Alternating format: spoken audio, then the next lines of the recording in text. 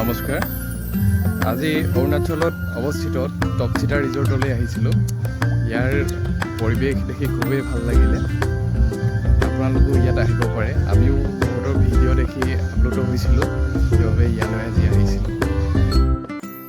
বা ভিন্দুৰ পৰিয়াল আৰু আমাৰ পৰিয়ালটো আজি ইয়ালৈ একেলগে আহিছোঁ। অসমৰ পৰা যথেষ্ট সংখ্যক মানুহ ইয়ালৈ আহিছে। আজি ৱেডাৰটো বৰ এটা বেয়া নাছিলে, যথেষ্ট ভাল ৱেডাৰ, বৰ বেছি ৰ'দো নাছিলে, সেইকাৰণে সকলোৰে সুবিধা হৈছে ইয়াত।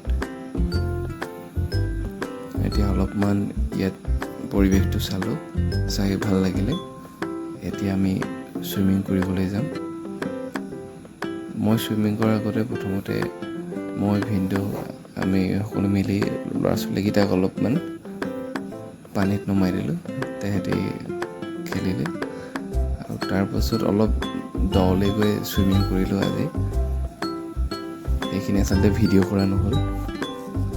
যথেষ্ট সুন্দৰ ক্ষণ ইয়াত পাৰ কৰিলোঁ।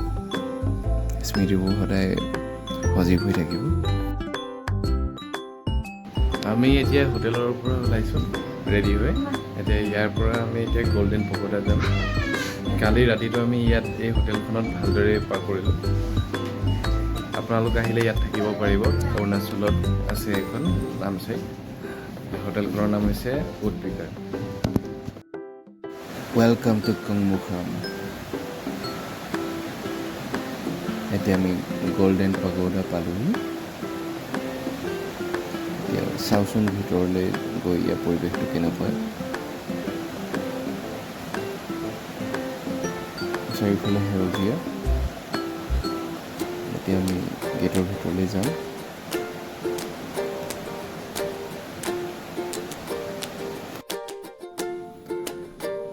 ইয়ালৈ আহি যথেষ্ট ভাল লাগিলে আৰু ইয়াত যিহেতু যথেষ্ট ৰ'দো পৰিছে, আমি বেছি সময় নকৰোঁ, গৰমো যথেষ্ট পৰিছে।